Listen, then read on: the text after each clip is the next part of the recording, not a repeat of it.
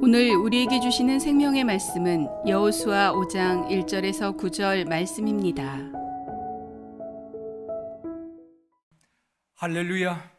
옆에 분과 인사하시겠습니다. 주님의 이름으로 사랑하며 축복합니다.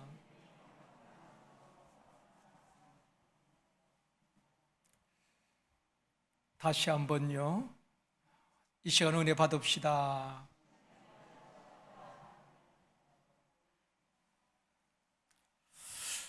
소련 공산당 서기장이었던 후르시초프가 기독교를 비하하면서 한 말이 있습니다. 예수가 2000년 동안 만든 기독교인보다도 마르크스가 150년 동안 만든 공산주의자들이 더 많다라고 하면서 마르크스와 레닌을 찬양했습니다.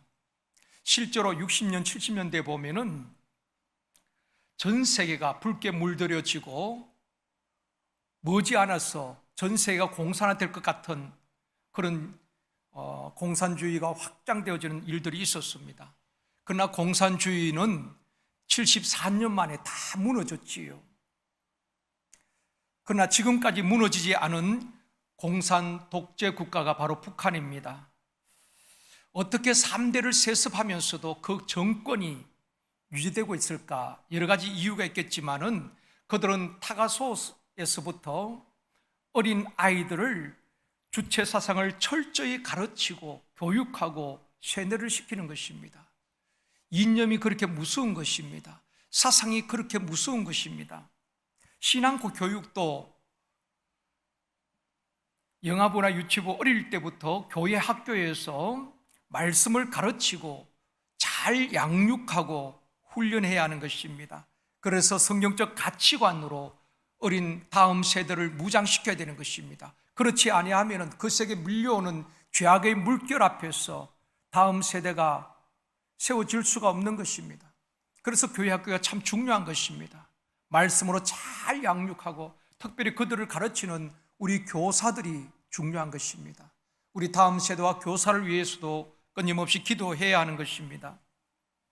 오늘 본문 말씀은 이스라엘 백성들이 요단강을 건넌 다음에 가나안 땅에 들어가게 됩니다. 이스라엘 백성들이 길갈에 진을 치고 있을 때에 하나님께서 두 가지를 백성들에게 명령했습니다. 하나는 할례를 행하라는 것이고 또 하나는 유월절을 지키라는 것입니다. 이 두 가지 말씀을 하셨는데 이 두 가지는 그때뿐 아니라 지금 이 시대에 우리에게 주는 메시지가 있습니다. 하나님의 택한 백성들이 어떻게 살아야 하는가?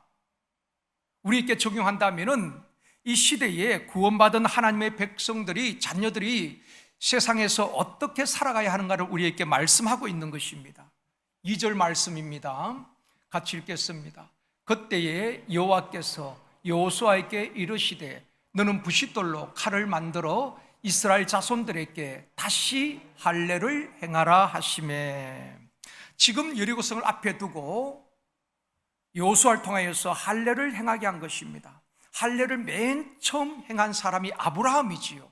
하나님과 언약을 맺으면서 정표로, 증거로 남자아이들은 생후 8일이 되어주면 표피를 제거하고 할례를 받게 한 것입니다. 이것은 하나님의 언약의 징표로 하나님의 백성이 되었다는 영적 의미가 있는 것입니다. 할례는 하나님의 언약을 몸에 새기는 것입니다. 이스라엘 백성들은 유목민이기 때문에 한 곳에 정착하지 아니하고 계속 이동해야 하는 것입니다. 또 주변에 있는 적들과 계속 전쟁을 하게 됩니다. 그러니까 하나님의 말씀, 계명을 십계명처럼 돌비에 새겨서 그들이 가지고 다닐 수가 없었던 것입니다. 그래서 남자의 몸에 새기게 한 것입니다. 남자들은 생리적으로 하루에 몇 번씩 소변을 보잖아요. 그럴 때마다 할례의 표시를 보면서 나는 하나님의 백성이야, 나는 하나님의 택한 선민이라는 그런 자기 정체성을 기억하게 한 것입니다. 이스라엘 백성들이 애굽에 나올 때에 할례를 행했습니다. 그 이후에 광야 40년 동안 할례를 하지 못했습니다. 이제 요단강을 건너서 가나안을 정복하기 전에 하나님께서 그 백성들에게 다시 할례를 행하라고 말씀하고 있습니다. 왜 하나님께서 할례를 행하게 하셨을까? 이게 영적인 중요한 의미가 있습니다. 첫 번째로 하나님의 택한 백성이라는 것을 다시 일깨워 주기 위함인 것입니다. 이스라엘 백성들은 430년 동안 애굽에서 노예 생활을 했습니다. 그들은 이스라엘 하나님의 백성으로서 정체성을 잃어버렸습니다. 또 40년 광야 생활을 하면서 하나님의 백성이라는 의식이 점점 약해져 가고 있었습니다. 그래서 가나안 땅을 정복하기 전에 하나님께서 너희는 하나님의 택한 백성이라는 것을 다시 한번 상기시키고 마음에 새기도록 할례를 행하게 하신 것입니다. 할례를 행하게 하신 또 한 가지 이유를 오늘 본문에서 설명해 주고 있습니다. 4절 말씀입니다. 같이 읽습니다. 여호수아가 할례를 시행한 까닭은 이것이니 애굽에서 나온 모든 백성 중 남자 곧 모든 군사는 애굽에서 나온 후 광야길에서 죽었는데, 애굽에서 나올 때 할례를 받았던 그들이 광야에서 어떤 일이 일어났습니까? 하나님을 원망하고 불평하고 하나님의 말씀을 거역하다가 그들이 광야에서 다 죽게 되는 것입니다. 문제는 다음 세대인 것입니다. 5절에서 말씀합니다. 같이 읽습니다. 그 나온 백성은 다 할례를 받았으나 다만 애굽에서 나온 후 광야길에서 난 자는 할례를 받지 못하였습니다. 애굽에서 나올 때에 백성들은 할례를 받았단 말입니다. 그런데 그들이 광야에서 다 죽었잖아요. 문제는 광야에서 태어난 자들은 할례를 받지 못했다는 것입니다. 저는 이 말씀을 보면서 참 신기하다는 생각이 들었습니다. 그 광야 얼마나 험합니까? 거쳐도 불편한데 그런 가운데서도 매일같이 광야에서 죽는 사람도 있었지만은 광야에서 새로운 생명이 탄생했다는 것입니다. 광야에서 재생산이 계속 일어났다는 것입니다. 그렇죠. 그래서 광야에서 태어난 사람도 할례를 받지 못했기 때문에 할례를 다시 행하게 하신 것입니다. 우리에게 한번 적용해 본다면은 우리가 어떤 환경에서든지 지금 코로나 상황에서도 대면이든 비대면이든 예배를 중단해서는 안 되는 것입니다. 샘터 모임도 해야 하고 행복 모임도 하면서 끊임없이 재생산을 해야 하는 것입니다. 광야에서 그랬잖아요. 광야에서 죽는 사람도 있었지만 계속해서 새로운 생명이 탄생하는 것입니다. 그 열악한 환경 속에서도 말입니다. 지금 코로나로 인해서 우리가 전도 못할 이유는 없습니다. 하나님께서 상황이 어려우면 전도를 중단하는 그런 말씀이 없잖아요. 때를 얻든지 못 얻든지 어떤 상황 속에서도 우리는 전도를 멈춰서는 안 되는 것입니다. 정인되어져야 되는 것입니다. 바울은 그 감옥에서도 손발이 묶여도 찬송하고 기도하며 그 감옥을 전도의 장소로 바꾸어 나왔다는 것입니다. 우리는 끊임없이 재생산이 일어나야 하는 것입니다. 3절에도 말씀합니다. 같이 읽겠습니다. 여호수아가 부싯돌로 칼을 만들어 할례산에서 이스라엘 자손들에게 할례를 행하니라. 여호수아가 이제 부싯돌로 칼을 만들어서 남자들을 다 할례를 행하게 되는 것입니다. 광야에서 태어난 남자들에게 할례를 행함으로 나는 하나님의 백성이라는 선민의식, 선민사상을 갖게 하는 것입니다. 아까 사상이 굉장히 무섭다고 말씀을 드렸죠. 나는 하나님의 백성은 그 확신이 있을 때에 세상에 어떠한 적도 두렵지 아니하고 어떠한 장애물 앞에서도 넘어지지 아니하고 승리의 삶을 살아낼 수가 있는 것입니다. 뿐만 아니라 그들은 요단강을 갈라서 건너게 하셨습니다. 그것을 보았단 말입니다. 요단강을 밟고 건너왔습니다. 그렇기 때문에 그 하나님, 요단강을 가르신 하나님께서 나의 하나님이 되심을 믿고 자부심을 갖게 한 것입니다. 사랑하는 성도 여러분, 왜 많은 성도들이 한결같이 믿음을 지키지 못할까요? 목사의 고민이 그겁니다. 그렇게 열심히 있던 성도들, 그렇게 예배를 잘 드렸던 성도님들, 기도 생활을 열심히 하던 분들이 어느 날 교회에 보이지 않습니다. 시험 들기도 하고 넘어지기도 하고 여러 가지 일들이 일어나는 것입니다. 왜 성도들이 중간에 낙오할까?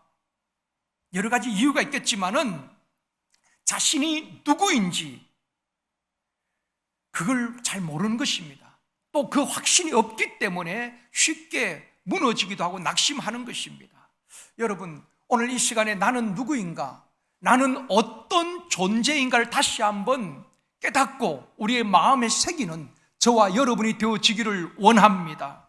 요한복음 1장 12절 말씀입니다. 같이 읽습니다.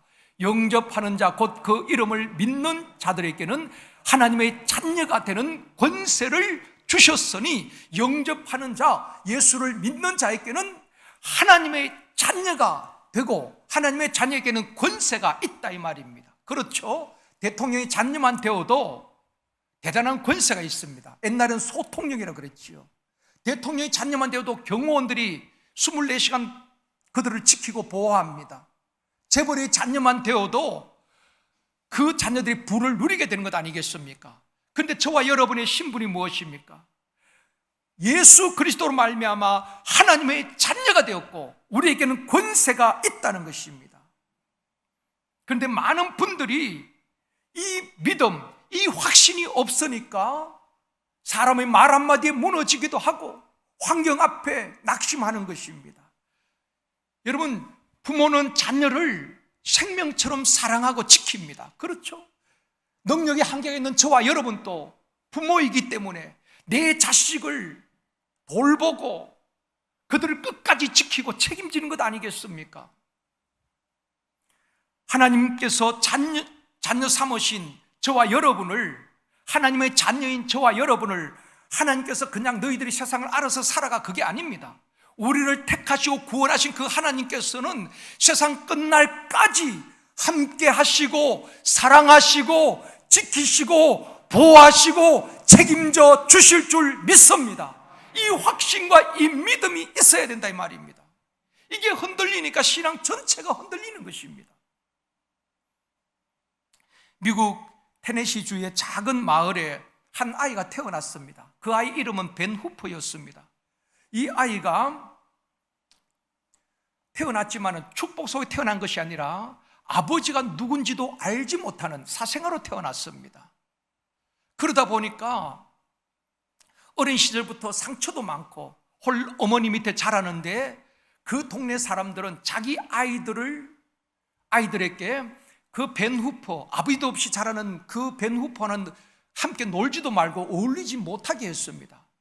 그러니까 이 벤 후퍼는 어릴 때부터 왕따를 당하고 또 친구들부터 조롱을 당하고 외롭게 자란 아이였습니다.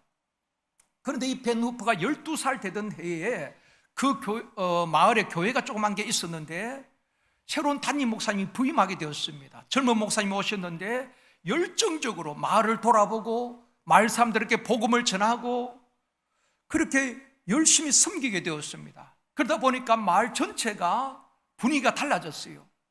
이 벤 후퍼도 사랑받지 못하고 상처가 많고 외롭고 고독하였는데 교회 가면은 뭔가 좀 다르겠지, 그런 마음이 생겼어요. 그래서 어린 마음에 교회에 왔습니다.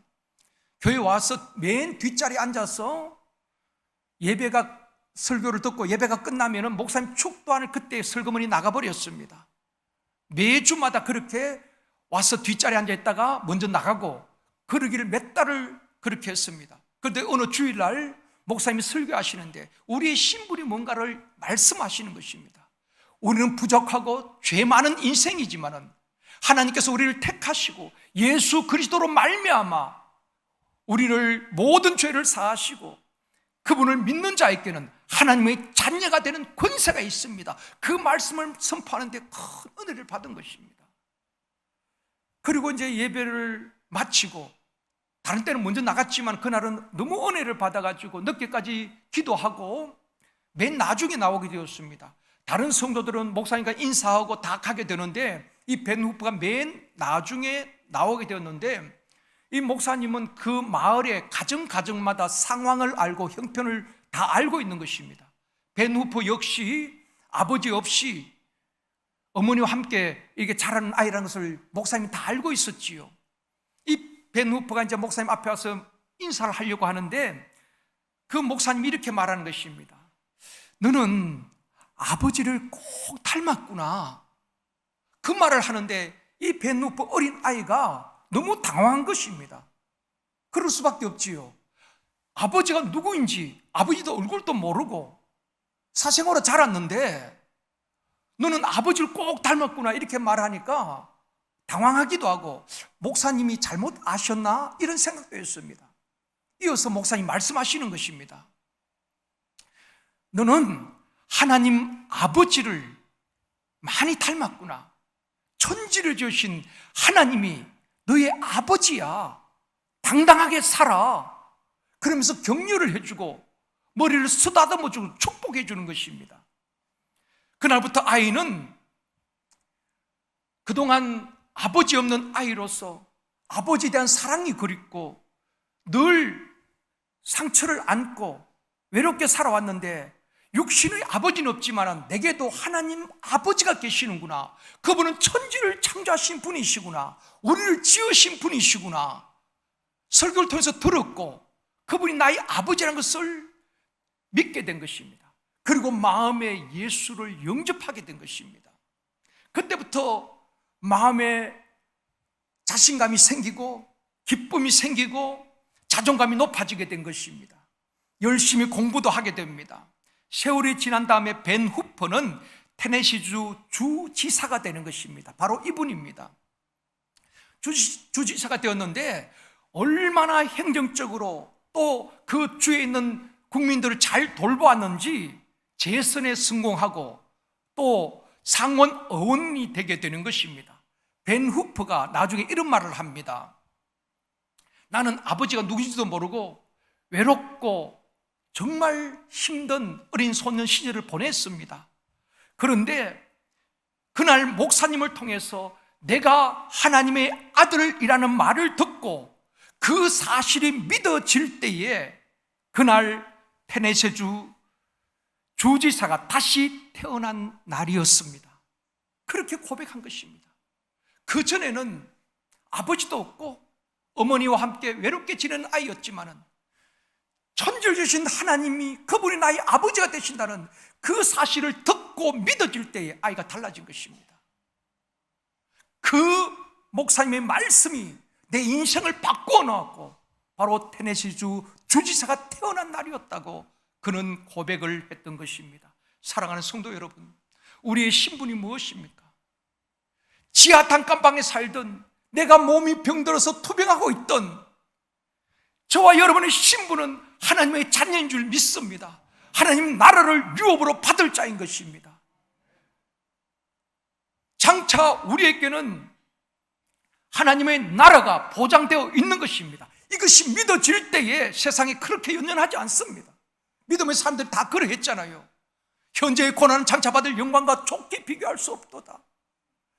모세도 바울도 믿음의 사람들은 이 땅의 것만 성공하고 출세하고 그것이 아니라 영원한 하늘의 상을 바라보고 표대를 향해서 달려갔던 것 아니겠습니까? 여러분, 이 땅의 것으로 모든 것이 판단되어진다면 어쩌면 예수 믿는 사람들은 참 불행한 사람이라고 저는 생각합니다. 이렇게 좋은 날 많은 사람들이 주말에 여행도 가고 하는데 우리는 주일 때문에 어디 움직이지도 못하는 것입니다. 얼마나 여러분 불쌍합니까? 그러나 우리에게는 이 땅뿐 아니라 그 다음이 있다는 걸 알아야 되는 것입니다. 불신자들도 알고 있지요. 그래서 장례식장 가보면은 좋은 세상 가라고 말하는 것입니다. 자기들은 뭔지는 모르지만은 그 다음이 있다는 것을 말하고 있는 것입니다. 그러나 성경 우리에게 분명하게 말씀하고 있습니다. 더 좋은 본향이 있다는 것입니다. 죽음이 끝이 아니라는 것입니다.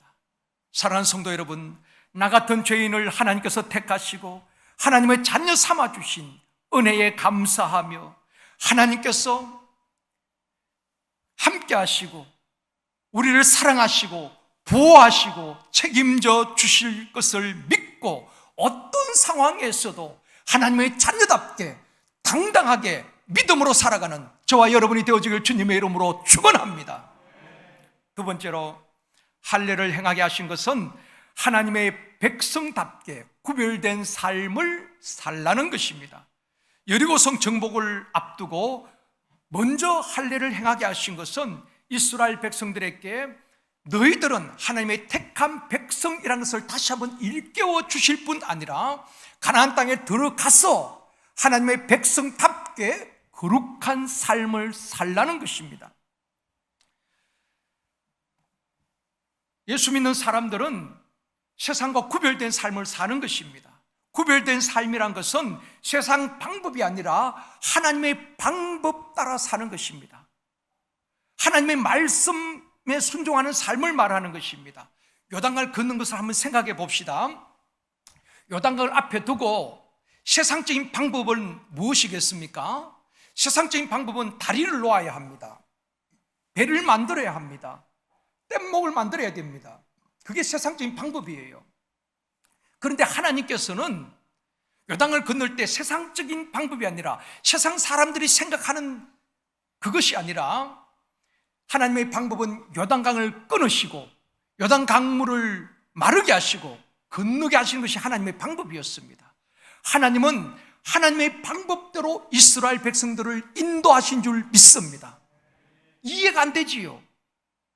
오늘 또 우리 하나님은 저와 여러분을 세상 방법이 아니라 하나님의 방법으로 인도하실 줄 믿습니다. 때로는 우리 인생에 장애물이 있어서 우리는 원망하고 어쩔 줄 몰라 하지만은 우리가 믿음으로 반응하면은 하나님께서는 요단강을 끊으시듯이 기적을 베푸시고 장애물을 제거하시고 우리를 인도하여 주실 줄 믿습니다. 그게 구별된 삶이에요. 세상 사람들은 자기의 생각들을 따라 세상적인 방법으로 살아가지만은 우리는 하나님의 방법을 따라 살고 하나님의 말씀 따라 살아가는 것입니다. 이스라엘 백성들이 애굽에서 노예 생활을 했지요. 그 종살이 하는 그들을 해방시키시고 애굽 땅으로 인도하신 이유가 뭐냐는 것입니다. 우리에게 적용한다면은 저와 여러분을 하나님께서 구원하시고 하나님의 자녀 삼으신 이유가 무엇일까요? 예수 믿고 이 땅에서 승고하고 복을 받는 것 틀린 것은 아닙니다. 그러나 하나님께서 우리를 구원하신 목적이 있다는 것입니다. 이스라엘 백성들 애굽에서 구원하신 목적이 있다는 것입니다. 레위기 11장 45절 말씀입니다. 이번 주 암송 말씀입니다. 같이 읽습니다.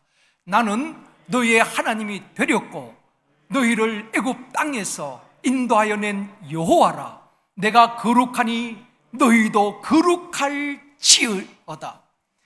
하나님께서 그들을 택하시고 아브라함과 언약을 맺었잖아요. 그런데 노예 생활하면서 430년 오랜 세월 동안 그들은 하나님을 잃어버렸습니다. 하나님이 다시 말씀하십니다. 내가 너희의 하나님이 되렸고 아브라함과 약속하신 너희의 하나님이 되렸고 너희를 애굽 땅에서 인도해내었다. 그러니 내가 거룩한 것처럼 너희들도 거룩한 삶을 살아야 한다. 가나안 땅에 들어갔어도 너희들은 하나님의 백성답게 거룩한 삶을 살아야 된다. 그런 의미로서 다시 한번 할례를 행하게 하신 것입니다. 문제는 지금까지 이스라엘 백성들은 하나님의 택한 백성이었지만은 하나님의 백성답게 살지 못했다는 것입니다. 우상을 숭배하고 그 우상을 금송아지를 만들어 놓고 애굽에서 우리를 인도한 신이라고 섬기기도 하고 세상 풍속을 따라 살기도 하고 하나님의 백성답게 살지 못했습니다. 그래서 하나님께서 때로는 징계하시기도 하고 광야 40년 동안 그들이 고생하고 광야에서 죽게 되어진 것입니다.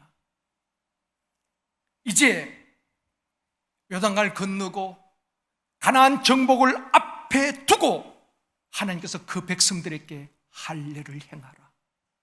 40년 만에 할례를 행하라. 그 광야에서 태어난 자들에게 할례를 행하라. 그 의미는 우리는 하나님의 택한 백성이라는 것을 하나님께서 끝까지 함께 하시고 책임지시고 보호하신다는 것을 다시 한번 확인시켜 주시는 것입니다. 여리고성을 앞에 두고 가나안 족속들이 있는 그 가나안 땅을 정복하기 위해서 치열한 전쟁을 해야 되는 것입니다. 두려워하는 그들에게 너희는 하나님의 백성이야. 내가 앞에서 싸워줄 거야. 두려워하지 말라. 할례를 행하게 하신 것입니다. 뿐만 아니라 너희들이 가나안 땅에 들어갔어도 하나님의 백성답게 거룩한 삶을 살아야 한다. 그 메시지가 담겨져 있는 것입니다. 사랑하는 성도 여러분, 저와 여러분이 어떤 존재입니까? 사람들은 눈에 보이는 것으로 판단합니다. 부자와 가난한 자를 얼마나 많이 가졌느냐 정도를 가지고 판단하기도 합니다.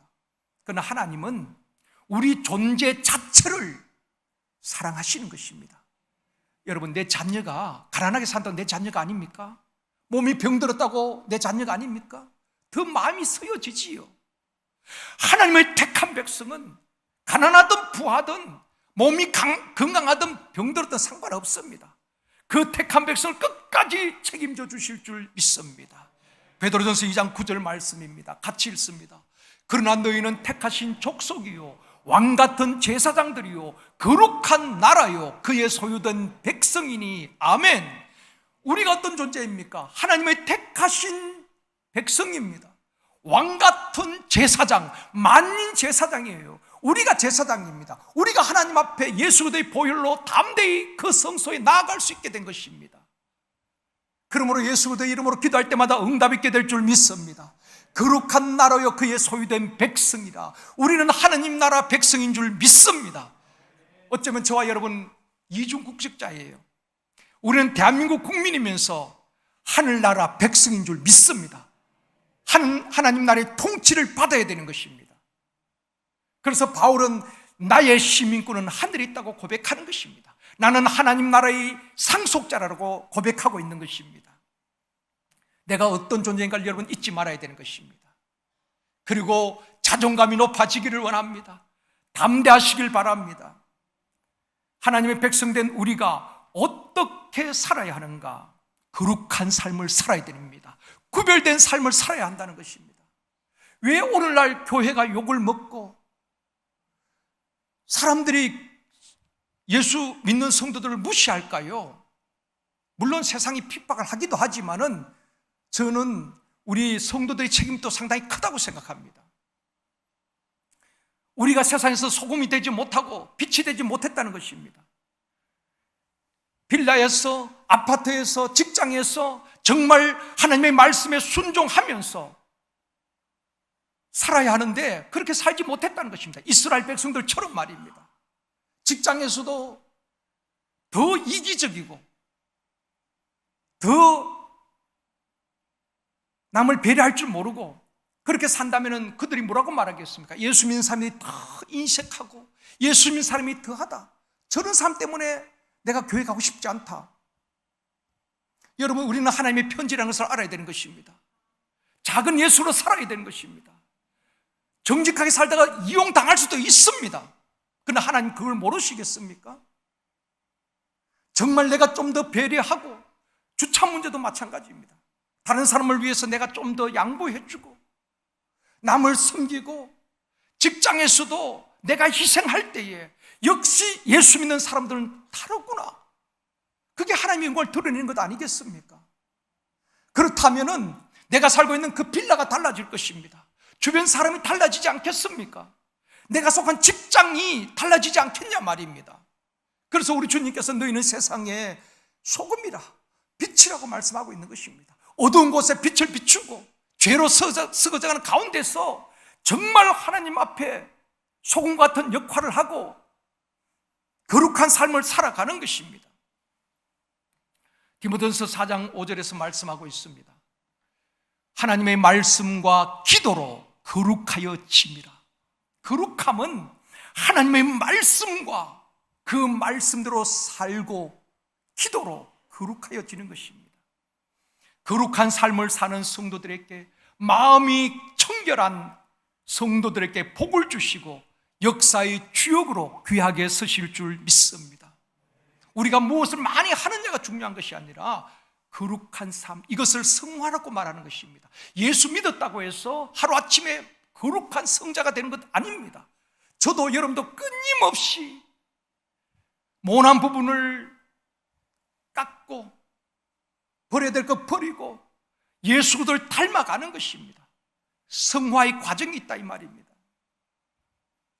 거룩한 삶, 구별된 삶이 어떤 것인가 보여준 사람이 있습니다. 1930년대에 미국의 큰 이슈가 된 4가지 사건이 있었습니다. 미국 전역에 큰 이슈가 된 네 가지 사건 가운데 한 가지가 뭔가 하면은 린더버그라는 사람이 대서양을 횡단을 했습니다. 그때 많은 사람들이 작은 비행기로 대서양을 횡단하다가 많은 사람들이 중간에서 추락을 하고 생명을 잃었습니다. 그런데 프로펠러 하나가 달린 경비행기를 타고 대서양을 횡단해서 처음으로 대서양을 횡단한 사람이 린더버그라는 대위였습니다. 바로 이분인데요, 미국에서 출발해서 33시간, 중간에 쉬는 것이 아니고 33시간을 비행해서 프랑스 파리에 도착을 하게 된 것입니다. 그때 수많은 인파가 몰렸습니다. 바로 이 장면인데요, 그 비행기가 바로 저 비행기입니다. 저걸 타고서 33시간 비행해서 프랑스 파리에 도착했을 때 많은 인파들이 나와서 처음으로 횡단했으니까 축하하기도 하고 함께 했습니다. 그런데 그 자리에 누가 있었는가 하면은 담배 파는 회사의 사장이 있었어요. 그 사장이 이 린더버그를 찾아왔습니다. 린더버그 씨, 당신이 담배를 입에 물고 있는 그 장면, 그 하나 사진만 하나 찍어주면은 5만 불을 주겠다는 것입니다. 그 당시에는 큰 돈이었겠죠. 그러니까 그 린더버그 그 당시에 스타가 되었지요. 그 사람이 담배 물고 있는 것을 광고를 하겠다는 것입니다. 그러면 전 세계 많은 사람들이 담배를 또 피우고 하지 않겠습니까? 그런데 린더버그는 그 자리에서 단호하게 거절하는 것입니다. 그러면서 이렇게 말합니다. 나는 하나님을 믿는 사람입니다. 나는 세례를 받은 사람입니다. 그렇기 때문에 그 담배 광고 모델이 될 수 없다는 것입니다. 그냥 한번 포즈만 취해주면 많은 돈을 얻을 수 있지요. 돈이 문제가 아니라 만약에 그 광고가 되어진다면 많은 사람들이 또 담배를 피우지 않겠습니까? 저 사람이 예수 믿는 사람인데 어떻게 담배 광고하는 모델이 될 수 있겠는가? 하나님의 영광도 가리울 수가 있는 것입니다. 그래서 단호하게 거절을 했는데 그 기사가 다음 날 프랑스 일간지에 다 보도가 되었어요. 그 담배 회사 사장이 5만 불을 주겠다고 제안을 했는데 린더버그가 거절을 했다. 그 기사를 보고 많은 유럽의 그리스도인들이 감동을 받은 것입니다. 그래서 스스로 모금을 했는데 10만 불이 모금이 되었어요. 돈이 문제가 아니라 이 린더버그는 작은 일에도 이게 하나님의 영광이 될까? 하나님의 영광을 가리울까? 이게 구별된 삶일까? 거룩한 삶일까? 그걸 먼저 생각했다는 것입니다. 여러분, 거룩한 삶이라는 것은 큰 것 아닙니다. 작은 삶 속에서 하나님의 방법대로 하나님의 말씀대로 실천하며 살아가는 것입니다. 넘어질 수 있지요. 죄를 범할 수도 있습니다. 그러면 다시 일어나서 말씀대로 살려고 몸부림치는 것입니다. 사랑하는 성도 여러분, 이 세대를 본받지 말고 오직 마음을 새롭게 함으로 변화를 받아 구별된 삶을 살고 말씀과 기도로 거룩한 삶을 살아가는 복된 성도님들이 되시길 주님의 이름으로 축원합니다. 거룩한 그 삶을 살아가는 성도들에게 하나님께서 복을 주시지 않겠습니까? 그 가정에 하나님께서 장애물을 챙겨주시지 않겠습니까? 그런 분들이 경영하는 사업장, 일터를 축복해 주시지 않겠느냐 말입니다. 세 번째로 마음의 할례를 받으라. 구약시대에 하나님의 백성된 언약의 표시로 부싯돌로 칼을 만들어서 할례를 다 표피를 제거하고 할례를 받았습니다. 그렇다면 21세기를 살아가는 오늘 이 시대에 이 말씀이 우리에게 주는 메시지가 무엇이냐? 우리에게 이 말씀 어떻게 적용할 것인가? 그 구약 성경은 이스라엘 백성들의 역사가 아닙니다. 오늘날 우리에게 주신 말씀이요, 우리가 적용해야 될 말씀인 것입니다. 신명기 10장 16절 말씀입니다. 같이 읽겠습니다. 그러므로 너희는 마음의 할례를 행하고 다시는 목을 곧게 하지 말라. 어떤 할례를 행하라고요? 육체의 할례가 아니라 마음의 할례를 행하라, 그렇게 말씀하고 있습니다. 그렇다면은 마음의 할례가 무엇일까요? 마음의 할례, 육체의 할례는 표피를 제거하니까 표가 나잖아요. 마음의 할례가 무엇일까요? 오늘 저와 여러분들이 마음의 할례를 받아야 하는 것입니다. 골로새서 2장 11절 말씀입니다. 같이 읽습니다. 또 그 안에서 너희가 손으로 하지 아니한 할례를 받았으니 곧 육의 몸을 벗는 것이요 그리스도의 할례니라. 손으로 하지 아니한 할례, 이것이 마음의 할례인데, 육체의 표피를 제거할 때는 손으로 다 부싯돌로 표피를 제거했습니다. 근데 손으로 하지 아니한 할례, 그게 마음의 할례인데, 그것은 육의 몸을 벗는 것이라고 말하고 있습니다. 사도 바울은 마음의 할례가 무엇인가 이렇게 설명을 하고 있는 것입니다. 우리 속에는 육신의 정욕, 안목의 정욕, 이생의 자랑으로 가득 차 있습니다. 예수 믿기 전에 말입니다. 그리고 욕심과 탐심으로 가득 차 있었고, 세상에서 돈을 벌고 성공하고 출세하고, 이것이 우리의 삶의 목표였습니다. 그렇지요. 또 교만으로 가득 차 있습니다. 이런 것들을, 육의 몸을 벗어낸다는 것은 이런 모든 세상적인 것들을 하나하나 드러내는 것입니다. 버리는 것입니다. 내가 주인 삼았던 이 모든 것들을 내려놓고 예수 그리스도를 주인 삼는 것입니다. 우리는 예수를 마음에 모셨잖아요. 그분이 주인이 되셔야 되는 것입니다. 그분이 우리 인생의 주인이 되셔야 되는 것입니다. 그러기 위해서는 내가 주인 삼았던 것, 욕심을 버리고 탐심을 버리고 교만을 버리고 버려야 되는 것입니다. 그리고 새 사람이 되어져 가는 것입니다. 이것이 성화지요. 그것이 바로 마음의 할례, 그리스도의 할례라고 말하고 있는 것입니다. 육의 몸을 벗는 것을 마음의 할례라고 바울은 정의하고 있는 것입니다. 또 신명기 30장 6절에 보면 말씀합니다. 같이 읽겠습니다. 내 하나님 여호와께서 내 마음과 내 자손의 마음에 할례를 베푸사 너로 마음을 다하며 뜻을 다하며 내 하나님 여호와를 사랑하게 하사 너로 생명을 얻게 하실 것이며. 자, 이 말씀은 하나님께서 너희의 마음과 너희 자손의 마음의 할례를 베푸셨다는 것입니다.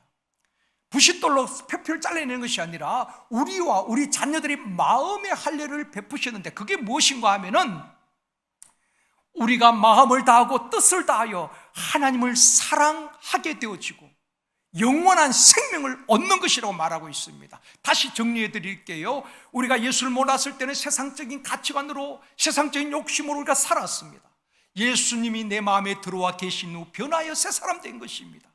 옛날 이전에 낙으로 여기던 모든 것 하나하나 버리게 되어지고 내 속에 예수 그리스도가 주인이 되어지고, 전에는 세상 쾌락을 쫓아 살았고 세상 정욕을 쫓아 살았고 세상 돈을 쫓아 살았고 대마처럼 세상을 사랑하였지만은 이제는 마음을 다하고 목숨을 다하고 뜻을 다하여 하나님을 사랑하게 되어지고, 그리고 영원한 생명을 얻게 되어졌다는 것입니다. 그것이 마음의 할례 받은 자라고 말씀을 하고 있는 것입니다. 좀 더 설명을 드리면, 서대반 집사가 순교하기 전에 설교 중에 이런 말을 하고 있습니다. 사도행전 7장 51절 말씀입니다. 같이 읽겠습니다. 목이 곧고 마음과 귀에 할례를 받지 못한 사람들아, 너희도 너희 조상과 같이 항상 성령을 거스르는도다. 항상 성령을 거스르는도다. 그 이스라엘 백성들의 조상들이 목이 곧았고 마음의 할례, 귀의 할례를 받지 못했다는 것입니다. 그러니까 결국 성령을 거스르게 되어지고 하나님의 말씀에 불순종하였다는 것입니다. 자, 마음의 할례를 받지 못하니까 그들 마음 중심에 하나님이 없지요. 그러니까 우상을 섬기고 쫓아갈 수밖에 없는 것입니다. 마음에 주님이 주인 되시지 못하니까 세상 것이 주인이 되는 것입니다. 그리고 귀가 할례를 받지 못했어요. 그러니까 하나님의 말씀을 들어도 깨닫지 못하는 것입니다. 모세가 얼마나 광야에서도 외쳤습니까?